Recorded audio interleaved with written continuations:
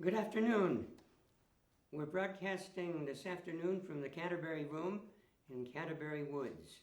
It's February 17th, just 3 days after Valentine's Day, and our concert today is just brimming with love songs and music inspired by love stories. Some of them famous love stories, some of them tragic love stories. And we begin with music inspired by two of the most famous tragic love stories of all time. The first one is music that was written shortly after the time of the opening of Japan by Admiral Perry in 1854. Japan had been inaccessible to Western countries since 1610, during the policy of foreign exclusion enforced during the rule of the Tokugawa shogunate. Foreigners were not allowed to enter Japan at all. Japanese citizens were not allowed to leave. Then, all of a sudden, in the middle of the 19th century, all of the exotica of 250 years of silence and exclusion from Japan are, thanks to Commodore Perry and his 10 black gunships, available now to Western civilization, and especially to the United States, including among all that exotica suddenly available. We learn about Japanese art and architecture, about the Japanese Buddhist tea ceremony. 20 samurai leaders are sent from Japan to visit New York and Washington, D.C., a gift from the newly restored Meiji Emperor. And we learn about many of the samurai traditions and ceremonies, including the ritual of honorable suicide by harikari. And we learn about the theretofore unknown institution of the geisha. Among the Americans eagerly gobbling up the newly available exotica from Japan were two literary figures: an author of novels and short stories, John Luther Long, and a theater impresario and producer of plays, David Belasco. Then on July 12th, 1900, Giacomo Puccini had traveled to London to attend the London premiere of Tosca at the Covent Garden Opera House.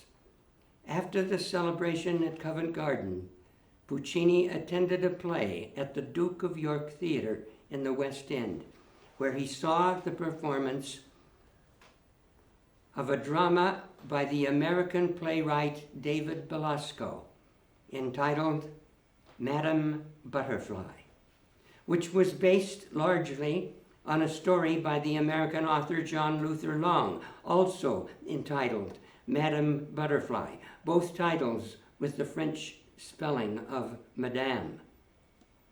Immediately on returning to Milan, Puccini asked his publisher to secure the rights to Belasco's play. And 4 years later, Madame Butterfly premiered at the Milan Opera House. At the beginning of the second act of Madame Butterfly, the heroine, Cho-Cho-san, Butterfly, sings a powerful and dramatic soprano aria that we all know now as Un bel dì vedremo. One day, one fine day, we will see, which encapsulates the whole of the dramatic love story and even forecasts its tragic ending. Cho-Cho-san is on stage with her maid and friend Suzuki. She is trying to convince Suzuki that her long-absent husband, her fervent love, and the father of her son, United States Naval Lieutenant B.F. Pinkerton, will soon return to Japan, will renew their love, and will give his name to their son. Her maid, Suzuki, does not believe that Pinkerton will ever come back at all. But Butterfly's song is powerfully optimistic, and the happiness in the way she sings it is almost convincing. She sings of an imaginary scene.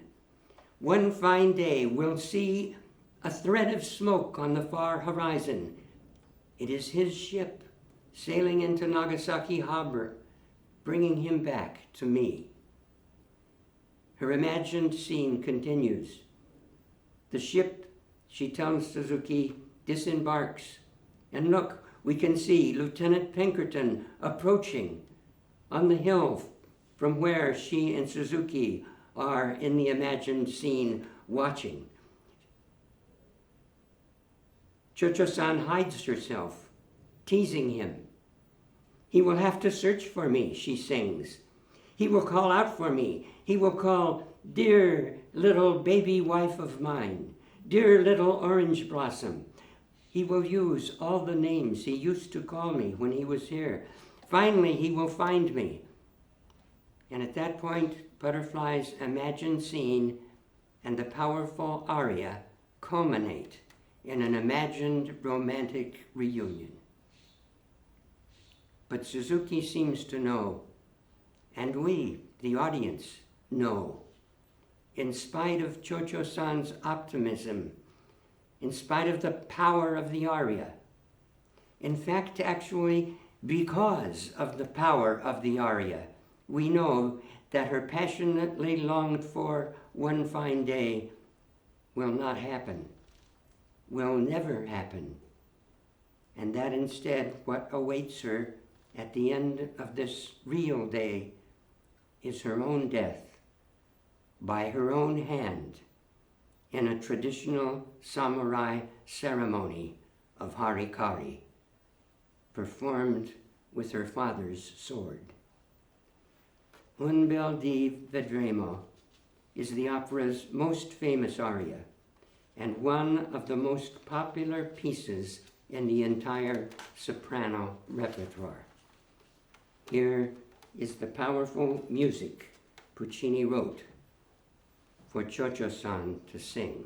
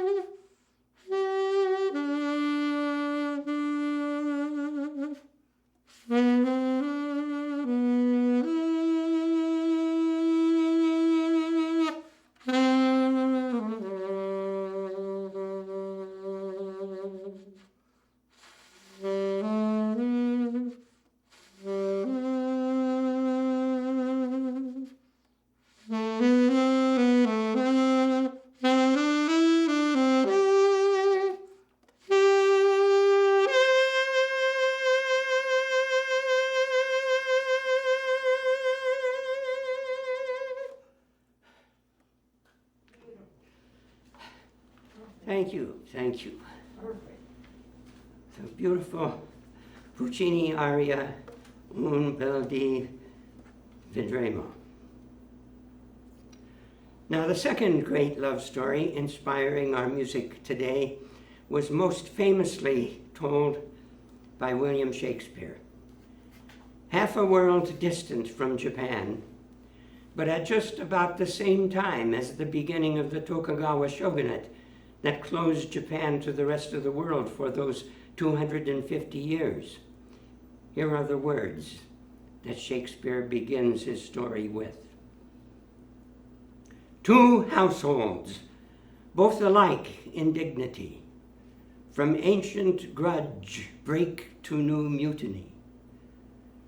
From forth the fatal loins of these two foes, a pair of star-crossed lovers take their life, and do, with their death, bury their parents' strife. Another beautiful love story with a tragic ending. In this story, both lovers dying, but their tragic deaths resolving their parents' destructive quarrel and restoring peace to their families. Then, 350 years after Shakespeare pens that story, a retelling of the story is performed as a musical on Broadway in New York City. The title of the musical is, of course, West Side Story, music composed by Leonard Bernstein, lyrics by Stephen Sondheim. In this retelling, the quarreling families are replaced by two rival street gangs, the Jets and the Sharks. Romeo is played by Tony. Romeo is replaced by Tony, a Polish Catholic, a former member and original co-founder of the Jets. And Juliet is replaced by Maria, newly arrived from Puerto Rico, and in the matchmaking plans of the leader of the Sharks, specially chosen to become the wife of his best shark friend. I've selected three very powerful pieces of Bernstein's music, three arias, and placed them in a medley to tell their story. The first is entitled Tonight. It's actually a love duet, sung on the fire escape outside Maria's window, replacing the famous balcony scene from Romeo and Juliet. Here are the words. Tonight, tonight won't be just any night. Tonight there will be no morning star. Tonight, tonight, I'll see my love tonight, and for us, stars will stop where they are. The second in the medley is entitled I Feel Pretty, a delightfully happy solo sung by Maria, accompanied by a group of Puerto Rican friends, sung in the bridal shop where Maria works as she pretends to be dressing for her own wedding. Music and words brimming over with the happiness that can only come from being totally, helplessly in love. Listen to Sondheim, the words that Sondheim writes for Maria's words. I feel pretty, oh so pretty. I feel pretty and witty and bright, and I pity any girl who isn't me tonight. And so very happy, like butterflies singing to Suzuki about her imagined reunion with Pinkerton. See the pretty girl in the mirror there. Who can that attractive girl be? Such a pretty face, such a pretty dress, such a pretty smile, such a pretty me. And then the third aria in the medley, another duet, just after Maria hears of the fight the rumble she had asked Tony to try to stop. A rumble in which her brother Bernardo has been killed accidentally, but by Tony's hand as he was trying to stop the fight. Mirroring, of course, Juliet's brother Mercutio being killed by Tybalt in Romeo and Juliet. Now, all their hopes destroyed in Bernardo's death, Maria and Tony plan to run away together and agree to meet later at docks.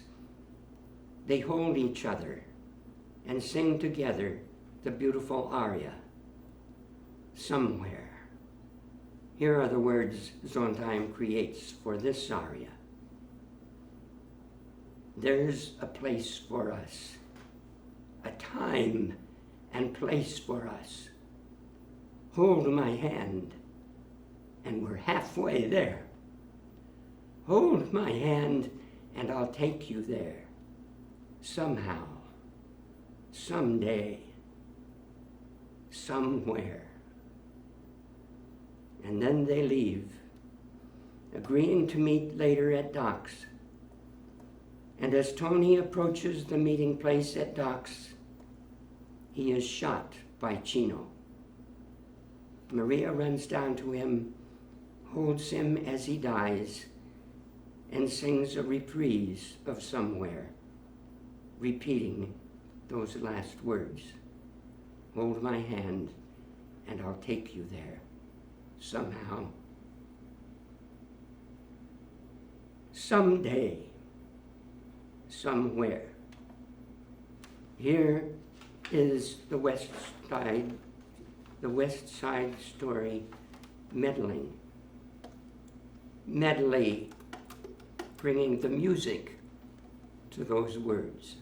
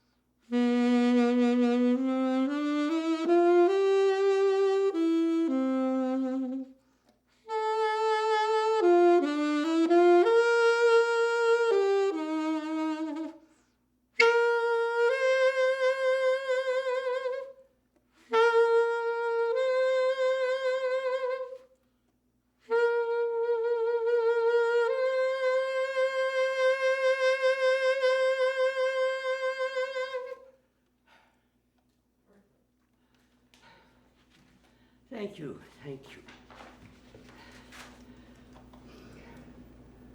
Now, changing to the clarinet.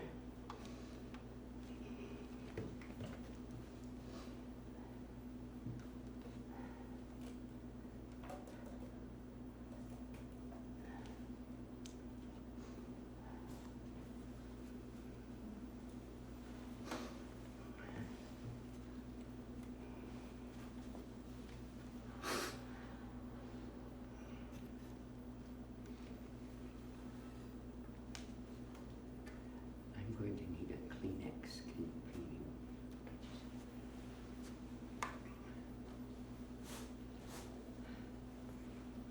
Memory is a show tune composed by Andrew Lloyd Webber. The lyrics were written by Trevor Nunn, and it's based on a poem by T.S. Eliot. It was written for the 1981 musical Cats. It was the musical climax of Cats, and the most powerful, memorable, and most popular of all of the songs from Cats. It was named the best song musically and lyrically at the 1982 Ivor Novello Awards. And having achieved major mainstream success outside of the musical, it's regarded by several musicologists as the most successful song ever from a musical. But how is it to be considered a love song, deserving a place on a concert dedicated largely, though not exclusively, to powerful love songs? There are, of course, several different kinds of love. The ancient Greek philosophers used 4 different words to speak of love. Eros, for erotic love. Philia, for brotherly love or profound friendship. Agape, especially in early Christian writings, for the fatherly love of God. And storge, for fondness and affection. Memory is Grisabella's song. Grisabella was the glamour cat who was in some wonderful past lives loved in probably 3 at least of the senses of the word, but now is a mere ghost of her former self. And now she is virtually totally shunned by all of the other cats. All but one. All but Jemima, who befriends her, supports her in her isolation and loneliness, and at the climax of the musical, joins her as she sings a final reprise of Memory, as she sings those final words. Touch me. It's so easy to leave me all alone with the memory of my days in the sun. If you touch me, you'll understand what happiness is. Look, a new day has begun. I may be stretching it a bit, but that's what I am thinking deserves Memory a place in a concert dedicated to love songs. Jemima's fond friendship, profound sisterly love for the outcast, shunned Grisabella. Here's the music that Andrew Lloyd Webber wrote for that story.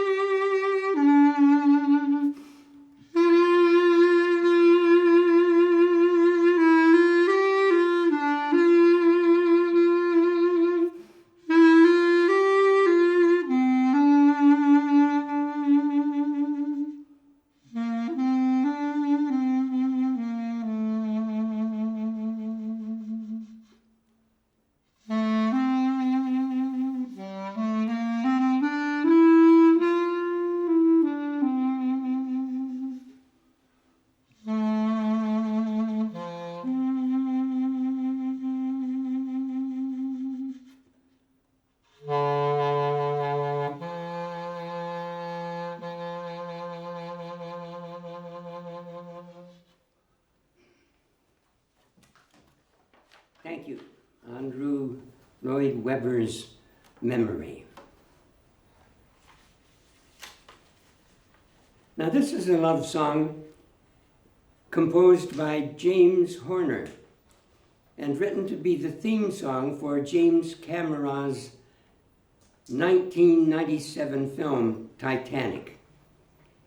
It's a song about a fictional love affair that begins on the actual maiden voyage of the very real Titanic that really sinks in 1912 with over 2,000 passengers on board. The love of the love affair and the love story is fictionally kept alive in the heart of one of the two fictional lovers for at least 85 years. She's 101 years old when she finally tells the story. At the same time as the Titanic is actually discovered at the bottom of the sea, and much of it restored. Now, how's that for a setting of a tragic love affair? Kate Winslet and Leonardo DiCaprio falling in love on the deck of a ship that's destined to sink. Rose Dawson, the character played by Winslet, miraculously survives and lives anonymously for 85 years before she tells the story that she has been keeping secretly in her heart. The title of the song is My Heart Will Go On. And here's the music that James Horner creates, inspired by that love story.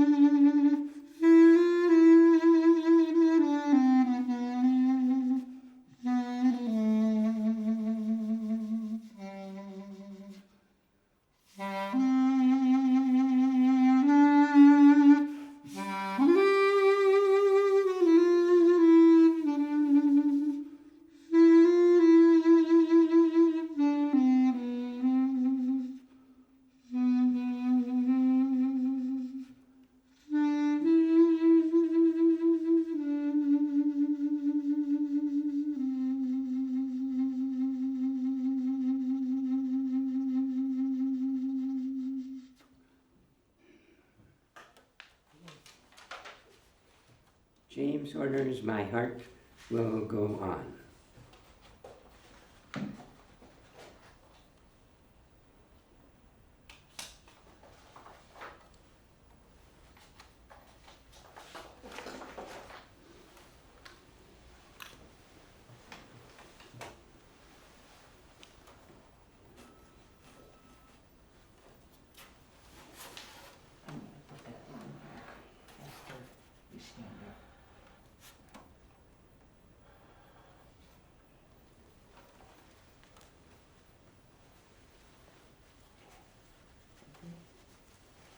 Yeah, that's good.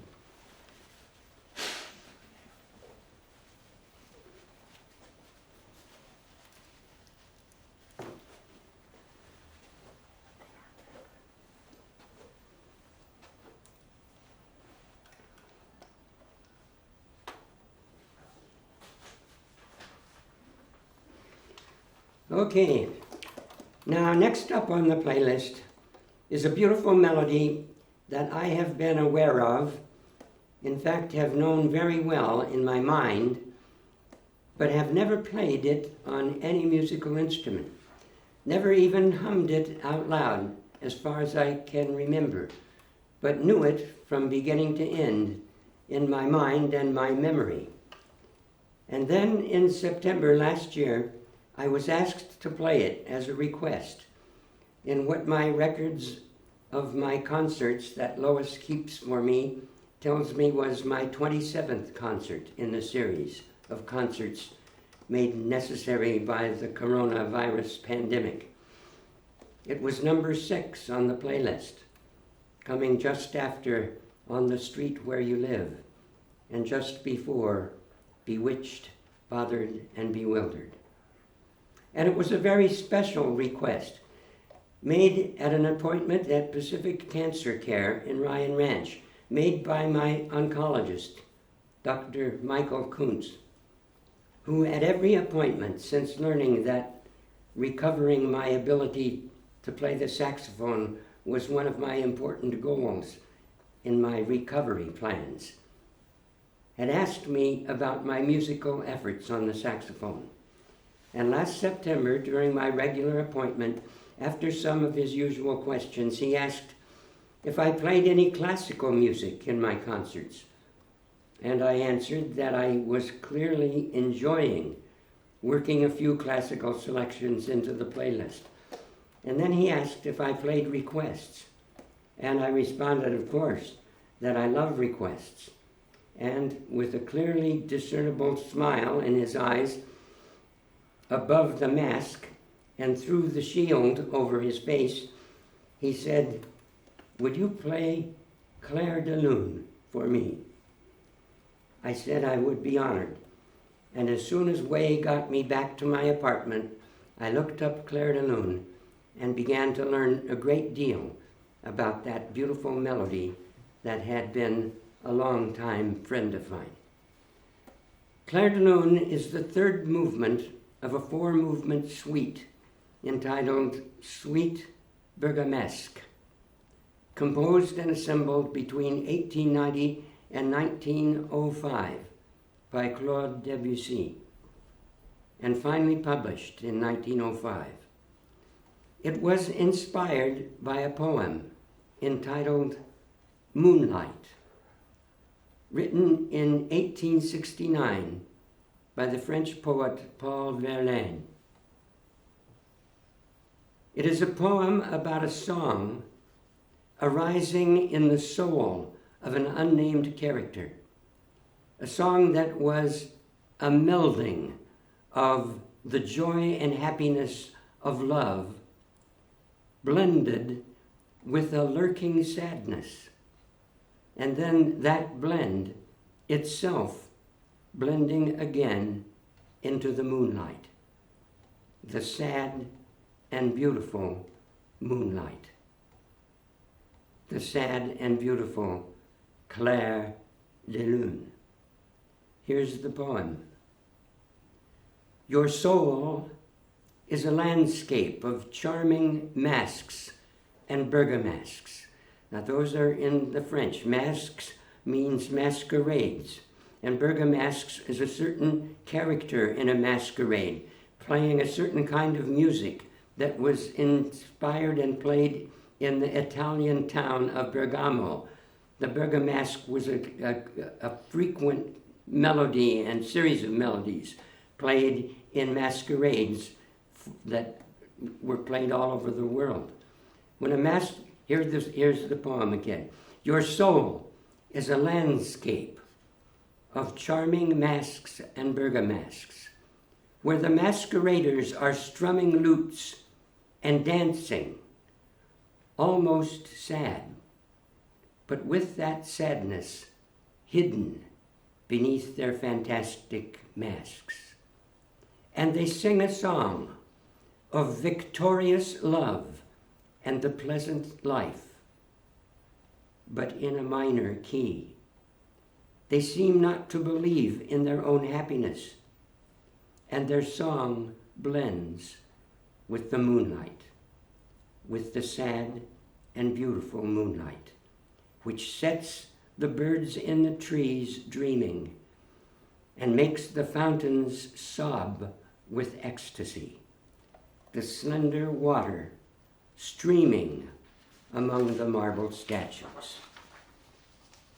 Now that poem became the inspiration of the third movement of the suite Bergamasque, and the title of that movement was Clair de Lune. Here's the music.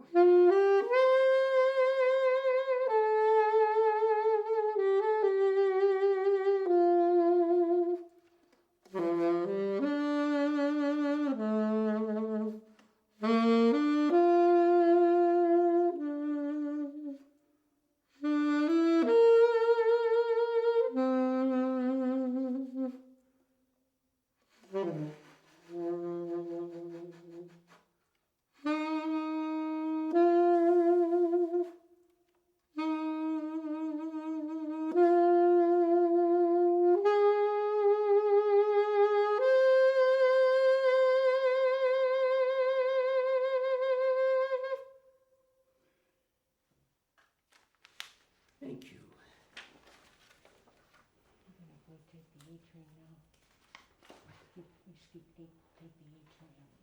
You were gonna play it just before that. It's coming up.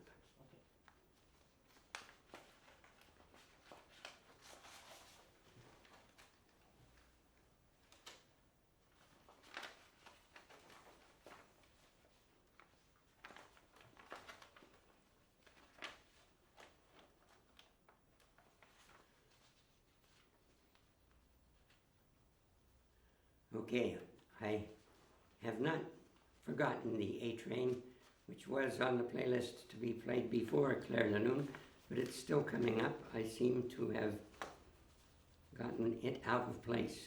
But don't worry, Take the A Train is still coming. There are many different forms or guises of the expression of love.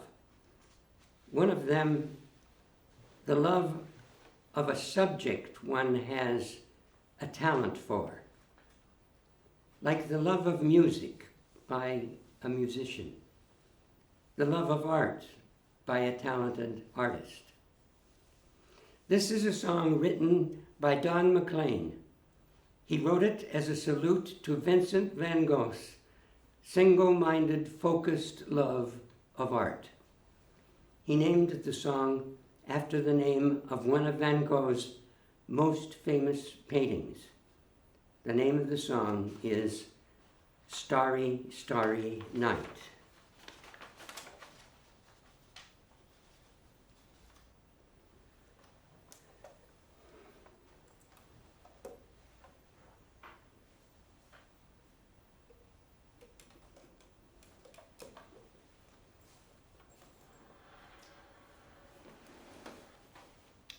Out of order. Yeah, that's right.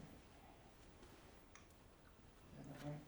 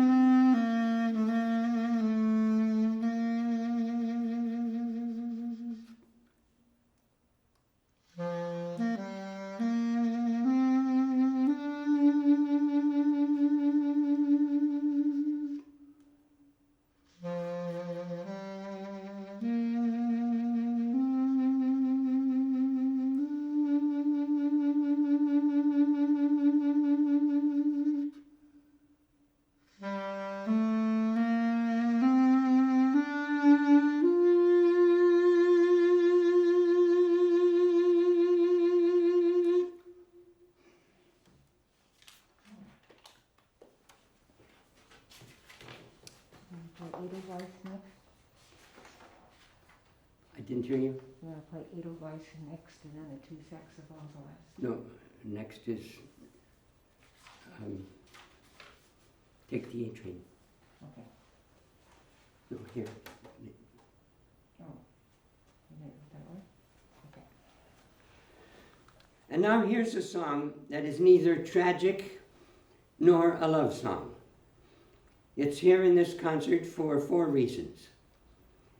1, I like it. It's one of my favorite songs, and my clarinet likes to play it. 2, I promised I would try to work it into the playlist when I wrote the announcement for What's New 2 weeks ago. 3, it does have a cute story associated with it, but do note well, it is not a tragic love story, not even a love story at all. And 4, this month is Black History Month, and that cute story has a lot to do with Black history and the Harlem Renaissance. Here's the story. About 10 years after Duke Ellington moved to Harlem from Washington, D.C., where he was born and grew up, he was told by one of his band members, "Duke, you've got to hire this kid I heard about. He's just a kid, but he's a great jazz pianist in Pittsburgh. He's a great fan of yours. He taught himself to play the piano by listening to your records. He plays just like your style, and he arranges and composes and writes lyrics." Duke is said to have responded, "Well, we'd better give him a listen. Get him here." The kid was sent train fare and instructions on how to get to Harlem. The instructions were, from Grand Central Station, take the A train, get off at Sugar Hill in Harlem. He followed the instructions, and on the 40-minute train ride to Harlem from Grand Central Station, he wrote this song.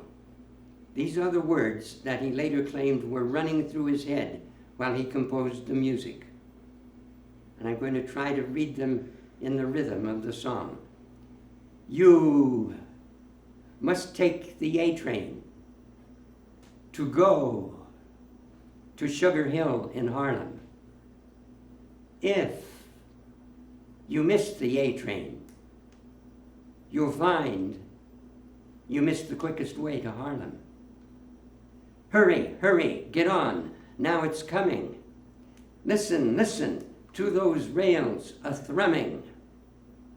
All aboard now, get on the A train. Soon you'll be to Sugar Hill in Harlem. Harlem, boy, next stop is Harlem. That's what he claims he remembered on the 40-minute ride from Grand Central Station to Sugar Hill. Sugar Hill was at that time the thriving, exciting center of what was coming to be called the Harlem Renaissance, an intellectual and cultural revival of African American music, dance, art, literature, theater, fashion, and politics. Duke had moved there in 1923, put together a new band, and gradually became part of the Renaissance. His music career blossomed in the 30s, certainly a large part of it due to the influence and inspiration of Sugar Hill and the Harlem Renaissance. But all music critics and historians agree another large part of it due to Billy Strayhorn. Take the A Train became the theme song of Duke's new and very successful big band, and Duke's recording of it later became the famous theme song of the Voice of America Jazz Hour broadcast that was broadcast worldwide for many years. Here's the music of Billy Strayhorn's Take the A Train.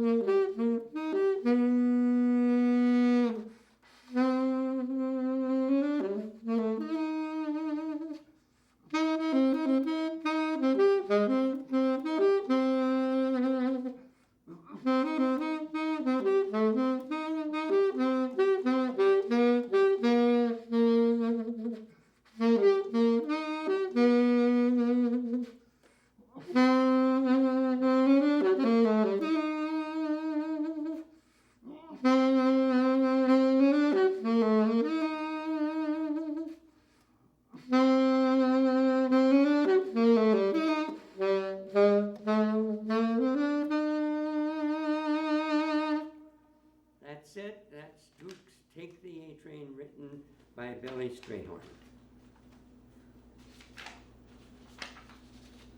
And now, Edelweiss.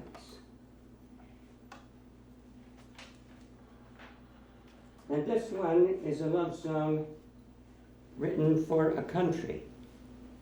It's from The Sound of Music, and it's the fictional story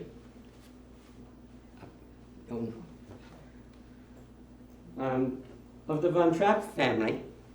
And Captain Von Trapp played this song, wrote the song, and played it in the final scene of The Sound of Music when he is leaving his home country that he's lived in for all of his life until this night, to escape over the Alps when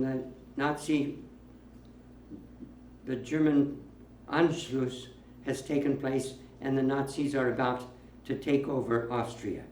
And he sings this song as a love song to the Austria that he knew all of his life. The name of the song is Edelweiss.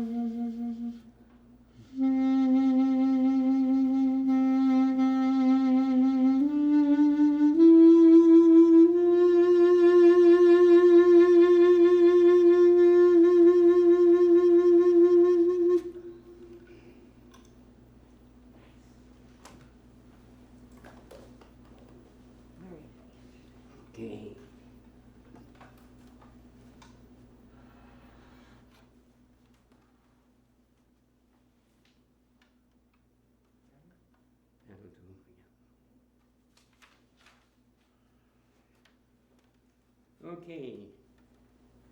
Now I'm going to wrap up the concert with one of my very favorite songs. I've played this song nearly every February that I've been playing my saxophone. When I've been playing my saxophone, whenever I could work it in, I've played Love is a Many Splendored Thing.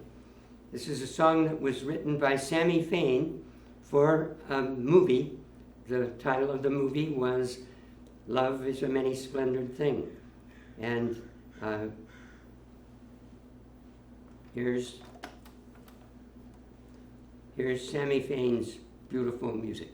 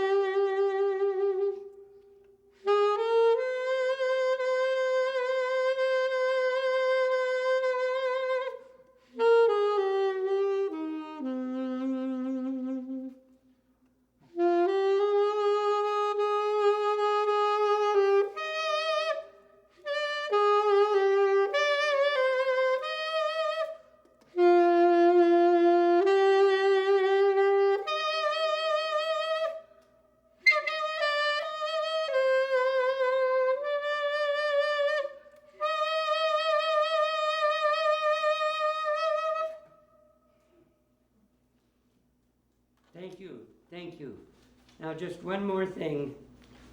Sammy Fain claims that the music that he wrote, Love is a Many Splendored Thing, was inspired by Puccini's aria Un bel di Vedremo. I'm going to play as a final reprise the opening of Un bel di Vedremo and see if you can recognize how Sammy Fain was inspired by this aria to write Love is a Many Splendored Thing. Here it is.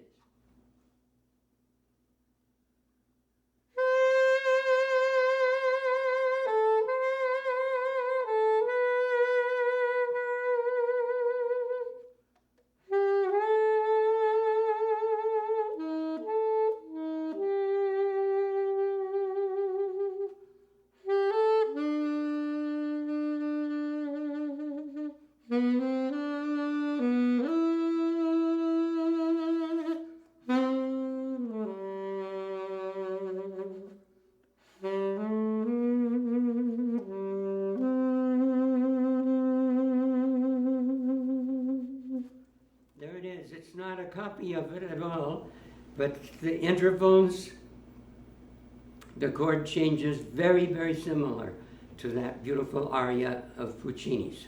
Okay, that's it for this afternoon. Thank you for being here. And a belated Happy Valentine to everyone.